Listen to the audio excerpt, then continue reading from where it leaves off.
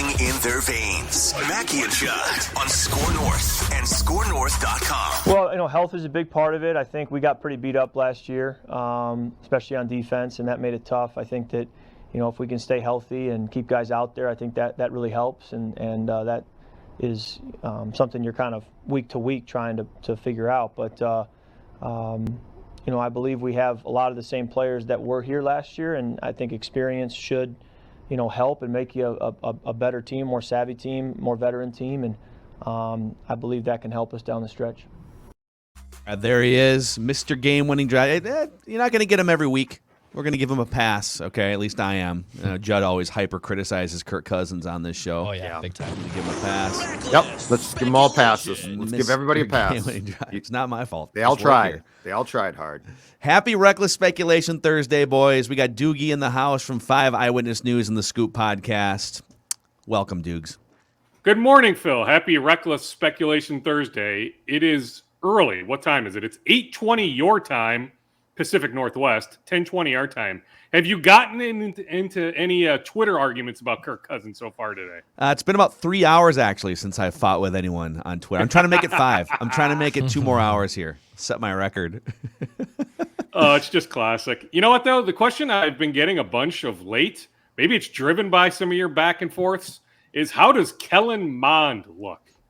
And I haven't heard, much on Mond. I mean, he's been the scout team quarterback in practice, many times, right? Kyler Murray week, Lamar Jackson week, so it's not like he's getting all these practice reps. So, to me, I don't see a scenario where Kellen Mond is ready to be this team's starting quarterback next year.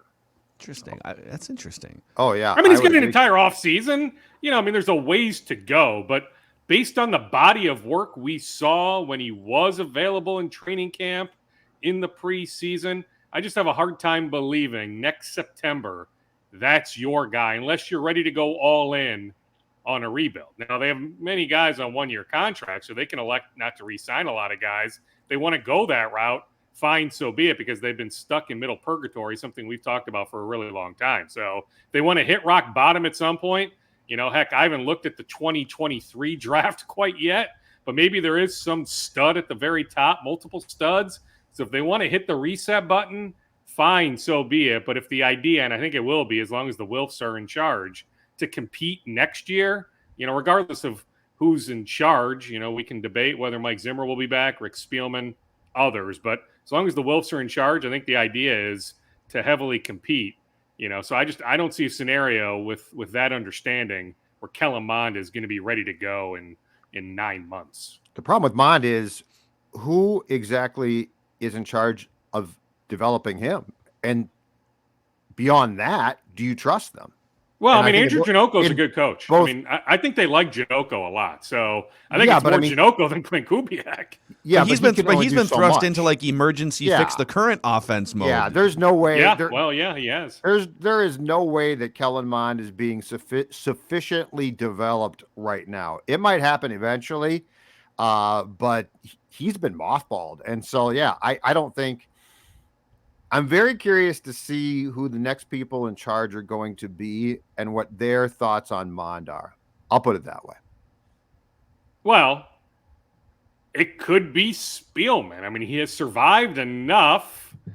I'm just telling you, heck, he's been going to a bunch of college games. He's acting. I get it. Until you're fired, you may as well work. But he's been acting as if he'll be back next year. So, right now, as I sit here, now it can go south pretty quick, and I still think Mike Zimmer's, slippery slope at best. But I'm just telling you, I can see a scenario where Spielman is back. Oh, I can too. I'm just saying there's starting to be what I would describe as low-level rumblings about intelligence from New Jersey being done on potential replacements at both GM and coach. So, I think they have to, right? Yeah. So we just don't know. Low-level rumblings. Low-level rumblings about due diligence being done. How is that for a diplomatic way to say the Wilfs appear to be considering their options for potential replacements? Now, have you heard more along the lines of coaching rumblings, or is it about equal coaching and and GM? Because I would say maybe more so on my end, coaching rumbling. More so on coaching, but due diligence is being done on both jobs, which I had never heard anything like. Because I've got my ear to the ground here, I'm the CIA, right? Like I'm looking for things, and you are the former lead Gadget. Vikings beat writer at the Star Tribune here, but I'm trying don't to downplay your but I'm sleuthing trying abilities. to sort things out here. Like I'm on alert constantly. And I can tell you right now that there have been some inquiries made internally about what about this, what about that, if Rick was to be fired or step away. You never know. Answer me this, Judd. How do you have your ear to the ground when you're consuming all those Surleys? Like, how difficult is that? I got one word for you: gifted. Yeah. Multi-talented. Buzzed is the word I would have gone with there. See, you've got McDavid, you've got Mahomes, you've got the greats. That's where I sort of fall into. Oh, that's the Zolgad. You are on the Mount Rushmore of beer drinkers. Yes. I'm gifted. So let's keep going down here. So it sounds like you guys are both. It's not shocking. An ownership group, if they aspire to win a championship, should be looking at the stalling out of this franchise with objectivity. Like, you should be doing due diligence if you want to win a championship on your GM, your coach, your quarterback. So, Doogie, my question to you is, up and down the organization, from any level, whether it's ownership, front office, players, coaches, just people in and around the organization, the last 4 years, the Vikings are 30, 28, and 1, which, if you're the Lions or the Jets, you're looking at that and it's like, hell yeah, we'd love that. If you're the Texans right now, you would love a 30, 28, and 1 record over a 3.5-year stretch. But if you're the Vikings, and it's been 61 years, no Super Bowls, and it's been 8 years of Mike Zimmer, and you've kind of come back down from your 13-3 NFC Championship game, I'm not in love with 30, 28, and 1 at this point in the proceedings. How do you think the organization feels about the last few years? Well, I don't think they're happy, Phil, with just one playoff victory over the last 4 years, right? Or 3+ years. And, we've talked about this, and I'll reiterate it, as long as, the Wilfs are in charge and, Mike and Rick are in place, that, the expectations going all the way up to ownership entering this year were certainly higher than the 7 seed. And even this morning, depending on what formula you trust, at best, there's multiple out there that have been very reputable over the years, predicting, at this point of the season, what your record is, your chances of making the playoffs. Where are the Vikings? Right around 55%. So they may not even make the playoffs, but I think there's a logical path, right? You beat Detroit, you beat Pittsburgh, you beat the Bears twice. I think 9 and 8 can get you that 7 seed, but the expectations were not the 7 seed, Phil, entering this year. They were way, way higher. Now, could they shock us? Could they win that first playoff game, much like they did a couple years ago? Upset New Orleans in New Orleans? I guess they could, right? If you're the 7 and you open up at 2 seed Arizona or 2 seed Tampa or 2 seed Green Bay, could the Vikings win that game? I suppose they could win that game. Maybe that changes things. I think it did change things in 2019, something we've talked about often, or I guess it would have been, January of 2020, where the Vikings lose that game to New Orleans. It's hard not to wonder if Kevin Stefanski is right now this team's head coach. But expectations being what they were entering this year, they were much higher than 9 and 8. Now, I will say Mike Zimmer was on record multiple times, including in an on-camera conversation with my colleague Joe Schmidt preseason, saying he didn't really trust this roster beyond about 25 players. That depth was always a concern, and I think we're seeing that rear its ugly head, especially last Sunday, looking at the defensive line, and all the success the 49ers had running the ball. Like, Mike had these concerns. It's not like Mike is shocked that some of these backups maybe aren't that good. So Mike's reason, though, for that, Mike starting in camp was desperate to leave a paper trail. That was to blame Rick. Like, this started in training camp. And Mike made it very clear on things that there were other people to fault, which is his default for, you're gonna fire me when it's Rick Spielman's fault.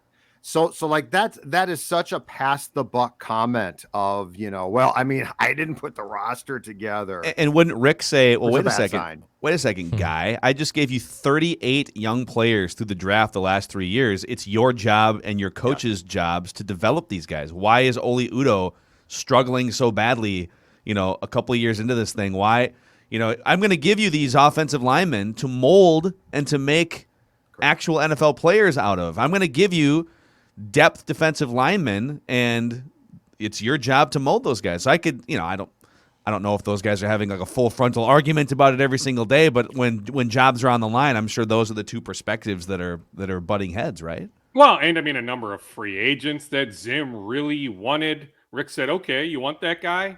We'll go get that guy.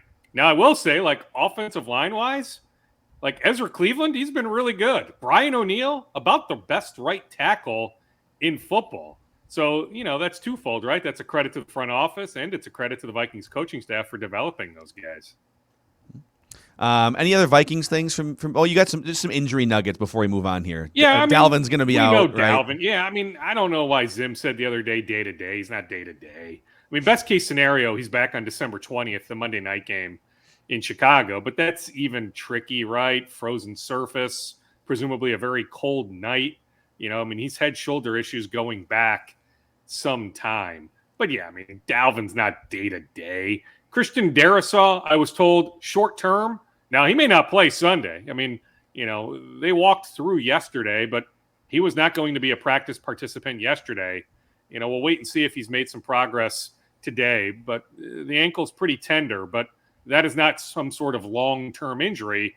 Where it gets a little bit difficult is the short week, right? Like if you can't play Sunday, all of a sudden, can you play on Thursday, right? So that's where the Thursday night game, like I'm looking at tonight, New Orleans has a bunch of guys still out there. Maybe one or two of those guys, Ramczyk and company, maybe one of those guys could have been back if the game was on Sunday. But with the short week next week, that makes it really, really difficult. I told Judd on Tuesday, I was told that the defense is decimated right now. And we saw it. There's like 9 or 10 guys on the injury report, either limited yesterday, again, walkthrough.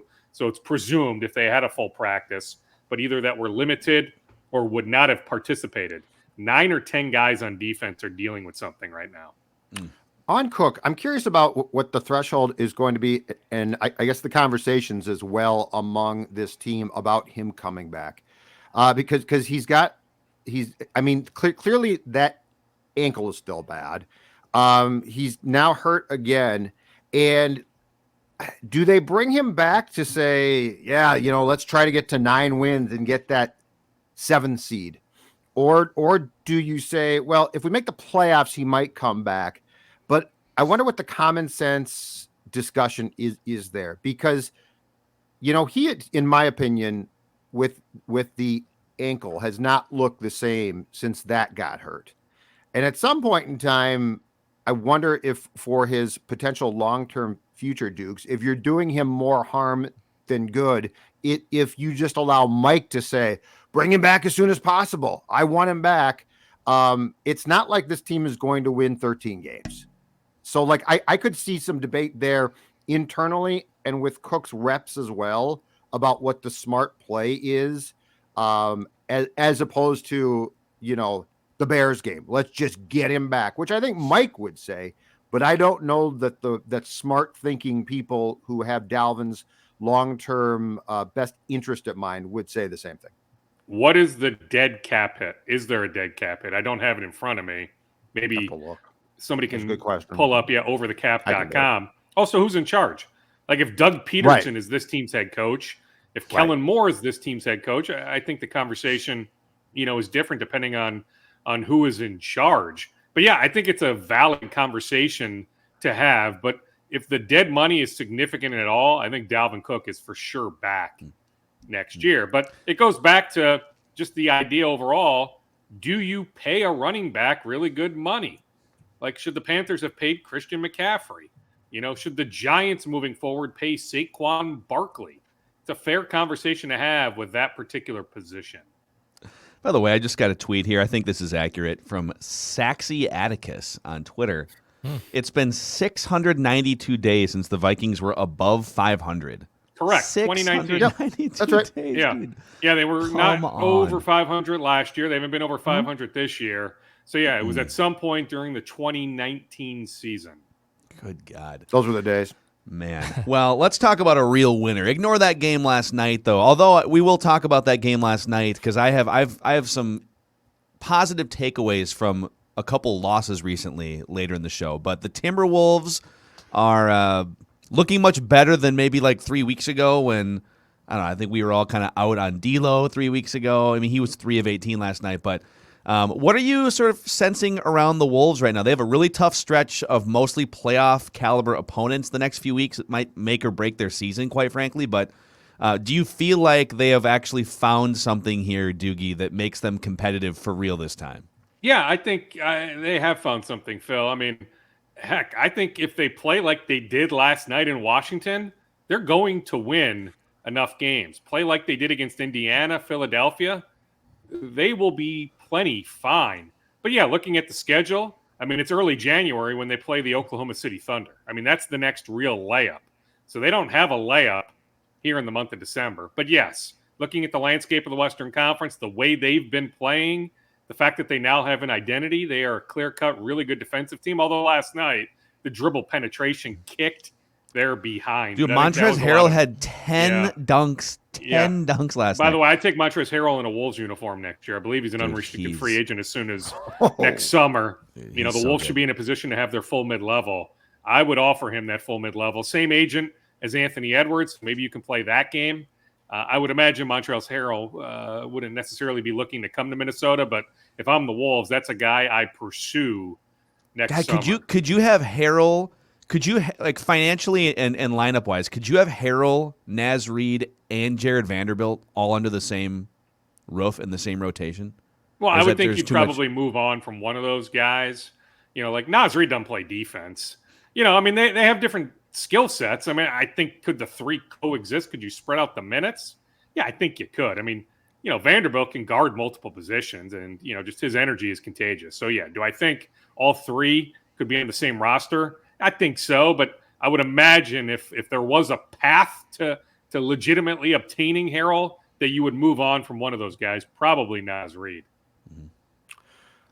I got one question.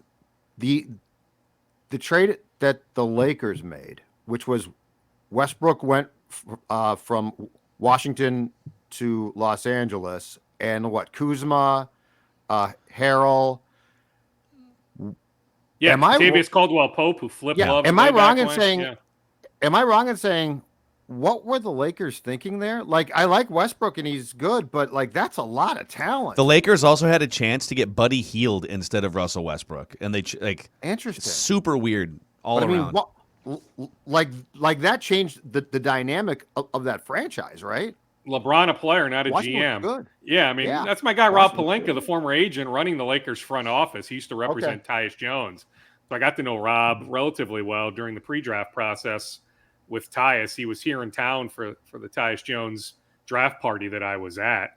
But that's LeBron, right? I mean, that's AD and LeBron. Sure, I'm going to Rob and making the recommendation. But yes, Tommy Shepard, who's a really good dude who runs the Washington Wizards, he is the front runner to be executive of the year based on the shrewd coaching hire, Wes Unseld Jr., then making that transaction, bringing in those three guys, Kuzma, Kentavious Caldwell-Pope, and Montrezl Harrell. I mean, the Wizards are a legit top 4, top 5 team in the Eastern Conference. So, yeah, what you're alluding to, Judd, pretty asinine, because the Lakers have all sorts of warts. Like, the Lakers are going to be a playoff team, but the question is, like, are they above the 7th seed, or will the Lakers be stuck in the play-in tournament? So when I say playoff team, like, I don't even know how to quantify exactly. Like, if the Timberwolves end up as the 9 or the 10 seed, let's say they are one and done.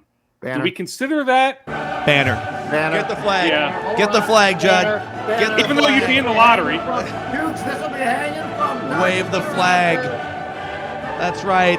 You'd be in the lottery, though. Like, if you're one and done, you're in the lottery, which might not be a bad thing with the way the draft is stacked. Talk to the pennant, Dukes. Talk to the pennant. Talk to the pennant. Don't talk to me. But I'm just saying, like, I imagine the Wolves would celebrate being in the play-in tournament as a playoff berth. Yeah. But I'm getting to, the Lakers may not be better than a 7 seed. But this Wolves run, Phil, is really fun. Like, they legitimately defend. You're right. A few weeks ago, maybe you more so than me, but yeah, I've never been a huge D'Angelo Russell fan. I will say, I still think the Warriors won that trade. Like, there's a lot of Wolves fans the last few weeks saying, see, the Wolves won that trade. No, I'm sorry. Like, find me more than a couple league executives. If you took a poll of 30 league executives, I think 28 would tell you that the Warriors won that trade. Wiggins has been good for them. They got Jonathan Kuminga, who's a really intriguing young prospect. The Wolves had to give up that first-round pick. And I'll remind people, like, I was on board. At the time of the trade, I said that was a trade I would have made, that it was time to move on from Wiggins here, that the price to pay when you move a contract like that typically is a future first-round pick, that D'Angelo is Cat's guy. Like I said at the time, that was a good trade. But by no means can I sit here now and say, because Russell's been great this year, and I'm not denying that. He's been phenomenal defensively. He's been phenomenal offensively. But I can't sit here after this little 3-week run and say, okay, now the Wolves won that trade. I'm sorry. The Wolves did not win that trade. If he figures out whether it's the ball or if he figures out his shot at some point, then it'll be even another but level. He's been good in the clutch. Like, if you go back a couple years, he's been as good as any player, heck, darn near league-wide in terms of I've seen the clutch stats. Statistics. Yeah, they're out there. You can find them. I mean, he's been a really, really good clutch player, and if you trust the defensive metrics, he's been one of, if not their best defensive player so far this year. So Doogie, with the lockout deadline pending the last couple days, the the Twins going through the grocery store and like, all right, we got the Buxton's the big purchase. Let's take Buxton to the checkout counter, and we'll drop $100 million on that. But they couldn't resist the used $3 DVD bin right next to the checkout counter. Former number 4 overall pick Dylan Bundy, who did have a good season in the COVID shortened 2020 year. He actually was 9th in Cy Young Award voting in the American so he was League, good for 2 months. Exactly. Like, I'm sorry. This is a classic twin signing. Classic twin signing here. You know what? I'm not bothered by it, though. It's really a 1-year commitment. If he blows us away, I guess the option for 2023 isn't asinine, at what, $11 or $12 million. It's somewhere in my notes. I think it's 12 million, maybe it's 11 million. He's guaranteed $5 million.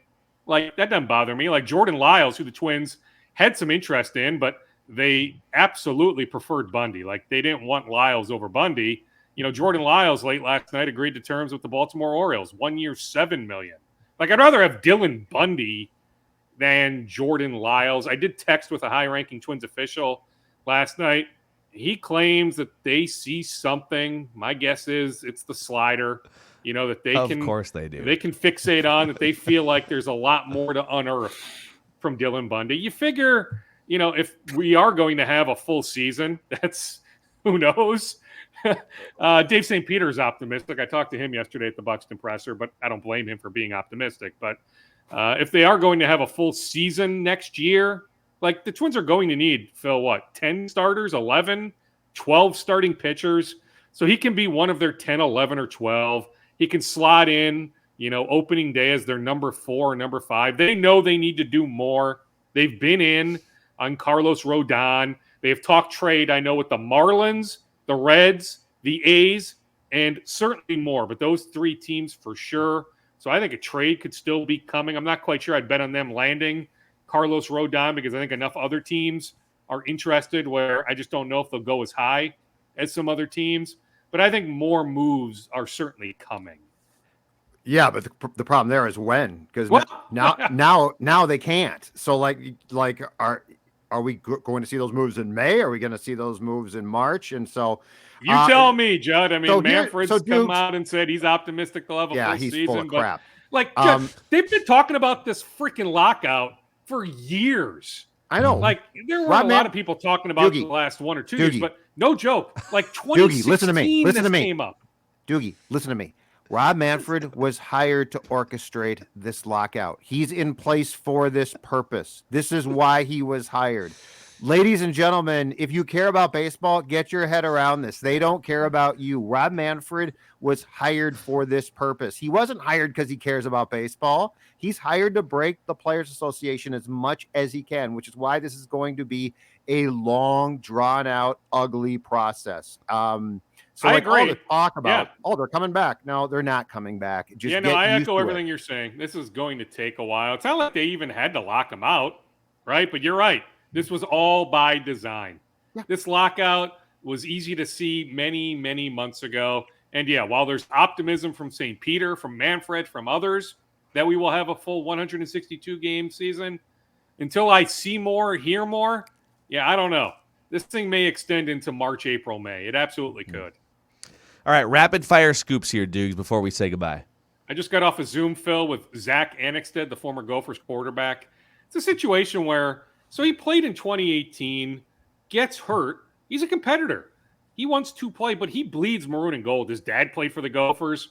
His brother, Brock Annexted, is on the Gophers. You've seen him return punts. He's got nothing but love for the Gophers. He said he had a couple really good conversations with PJ Fleck. PJ Fleck understands this. He's still super tight with Tanner Morgan. There's no hurt feelings. He just wants to play, and he's open-minded. Like, if it happens to be an FCS school, like, heck, it'd be cool to see him at St. Thomas if he wants to stay in town. But there are some Power 5 schools that have interest, including at least one Big Ten school. So from a storyline standpoint, he didn't want to tell me exactly who, but, like, I can look at the Illinois roster and tell you Brett Bielema needs a quarterback. Heck, I can look at Scott Frost's roster in Lincoln and tell you, you know what, Nebraska could use a quarterback. There's some others. But those are two teams on the Gophers schedule next year. So, while we'll see Jerry Kill open up the Gophers schedule next year, on the other sideline with New Mexico State, I wouldn't mind if at some point, middle of the season, Zach Annexted starts a game against the Gophers. But we have a long way to go to get to that point. He's only been in the transfer portal for about 96 hours or so. His phone is blown up. So there's a lot of interest. So it's not like he's landing for sure at a Big Ten school. He will make up his mind before the month is over, and he'll head to his new school early January for winter workouts. Another Gopher football note, commit Spencer Alvarez. So, Phil, we have National Signing Day for football fast approaching, December 15th. So right now the Gophers have about 15 commits, 5 in-state kids. That number will grow here in the coming days. But one of the 5 from Minnesota is a tight end from Columbia Heights. It's not like the Gophers have recruited Columbia Heights High School very often. So cool story when Columbia Heights develops a Big Ten player. Kid by the name of Spencer Alvarez. He has a knee injury. He underwent MCL surgery recently, so he will miss the basketball season. The good news is he'll be okay for winter workouts. He'll head to campus early for spring ball. But, Gophers commit Spencer Alvarez undergoing recent knee surgery. Awesome. There it is. Darren Doogie Wolfson. Reckless Speculation Thursday. Inside information about your favorite Minnesota sports teams. You can find him on 5 Eyewitness News and the Scoop Podcast, scorenorth.com. We'll see you next week, sir. Sounds good. Judd, I'll be bonding. Well, I don't know if we'd be bonding with you, but I'll be bonding with the Wolfson boys at the Wild game tonight. Oh, we'll be there. Nice. Good. Yeah. We'll be there. If you want to buy me a Surly, we'll be in the club level. Find me in the club level. All right. All right. Yeah, for sure. Beautiful. All right. Okay. There he is. Sounds good. Darren Doogie You find me. Wolfson. Speculation. You find One Surly for one of the Wolfson boys chicken tenders. I think that's like a half fair trade. Maybe It's a one good basket. trade-off. Surly for a chicken tender. No, not for me. For you. Seems Bad trade for I'm me. a barding man. Yeah, you are. You are very good at that.